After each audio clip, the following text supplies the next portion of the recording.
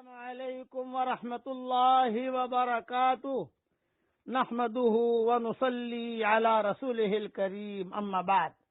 آج کا سبق سن لیجئے۔ آج کے سبق کی سرخی ہے حضور صلی اللہ علیہ وسلم کی سیرت، پارٹ نمبر 41۔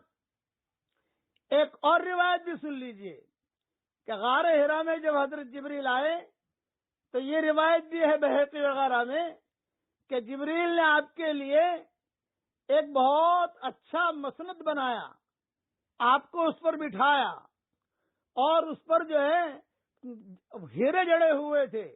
حضور صلی اللہ علیہ وسلم دیکھ رہے تھے اور آپ کو جو ہے ایک تاج پہنایا اور آپ کو کہا کہ اللہ نے آپ کو نبوت دی ہے۔ تو آپ فرماتے تھے میں تو بہت خوش ہو گیا کہ اللہ تعالیٰ نے مجھے یہ چیز دی، اور بہت اہتمام سے دیا، جیسے کسی کو ہدیہ دیا جاتا ہے تو ایک دم سے نہیں دیا جاتا، ذرا کور میں لپیٹ کر اچھی طریقے سے کر کے اور اچھی طریقے سے بہت عزت کے ساتھ تھیلی میں ڈال کر، تو اس طریقے پر حضور صلی اللہ علیہ وسلم کو نبوت ملی۔ جبریل امین ظاہر ہوئے، من جانب اللہ آپ کو منصب نبوت اور رسالت کی بشارت دی، یہاں تک کہ آپ مطمئن ہو گئے کہ مجھے یہ چیز ملی ہے، لیکن دبایا ضرور، یہ اللہ کی طرف سے تھا۔ جیسے موسیٰ علیہ السلام کو بھی اللہ نے کہا کہ اقبل ولا تخف انک من الآمنین، موسیٰ علیہ السلام بھی گھبرا گئے تھے، سب چیزوں کو دیکھ کر، سب یہ سانپوں کو دیکھ کر، یہ دیکھ کر گھبرا گئے تھے، تو اللہ نے کہا تھا کہ آگے بڑھو، گھبراؤ مت، گھبراؤ مت۔ اسی طریقے پر جبریل بھی کہتے رہے آپ گھبراؤ مت۔ اب چونکہ جبریل سے واسطہ پہلے ہے، اب دوستی ہو رہی ہے، بار بار آئیں گے، تو حضور بیہقی میں یہ ہے، حافظ عسقلانی فرماتے ہیں اور دوسرے علماء بھی فرماتے ہیں کہ جبریل آئے، مجھ کو ایک مسند پر بٹھایا جو جواہرات سے جڑی ہوئی تھی، اور ایسے تخت پر بٹھایا جس کو دیکھ کر تعجب ہوتا تھا، اور مجھے نبوت کا پروانہ بھی دیا اور یہ آیتیں بھی پڑھائی۔ غرض یہ کہ آپ گھر تشریف لائے اور حضرت خدیجہ سے تمام واقعہ بیان کر کے کہا مجھ کو تو اب اپنی جان کا خطرہ ہے۔ حضرت خدیجہ نے بٹھایا، حضور صلی اللہ علیہ وسلم کو پانی پلایا، کچھ دودھ پلایا، اس زمانے کے اعتبار سے جو ٹونک ہوتی تھی، جو بھی کھجورے وغیرہ ہوتی تھی وہ کھلائیں، اور حضرت خدیجہ نے آپ کو ایک جملہ کہا کہ آپ کو مبارک ہو، آپ ہرگز نہ ڈریے، اللہ کی قسم اللہ آپ کو کبھی بھی رسوا نہ کرے گا۔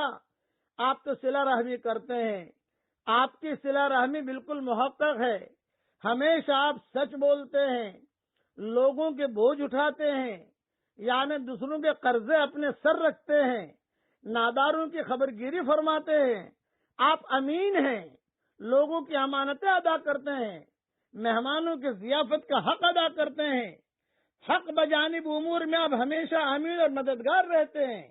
یہ روایت بخاری اور مسلم کی ہے۔ ابن جریر کی ایک روایت میں ہے کہ حضرت خدیجہ نے یہ بھی فرمایا کہ آپ نے کبھی کسی فاحشہ کے پاس سے نہیں پھٹکے، کوئی گناہ آپ نے نہیں کیا یا کسی فاحشہ کے پاس سے پھٹکے ہوں۔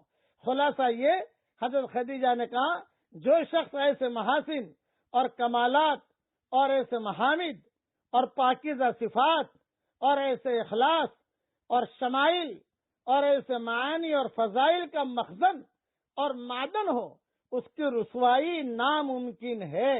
وہ نہ دنیا میں رسوا ہو سکتا ہے نہ آخرت میں۔ حضور صلی اللہ علیہ وسلم دھیان سے سن رہے تھے، جب حضور صلی اللہ علیہ وسلم دھیان سے سن رہے تھے تو حضور کو یہ ٹینشن بھی تو مجھے تسلی دے رہی ہے لیکن وہ دباتا ہے، مجھے تکلیف ہوتی ہے، وہ تکلیف کا کیا کروں؟ بھی تو مجھے تسلی دے رہی لیکن جب وہ آتا ہے دباتا ہے، اس کا کیا کروں میں؟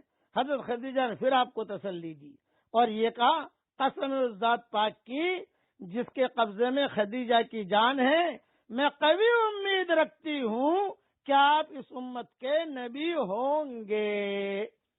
اور روایت میں یہ بھی ہے کہ آپ نے تمام واقعات خدیجہ سے بیان کیا۔ حضرت خدیجہ نے کہا مبارک مبارک مبارک، زور سے کہا۔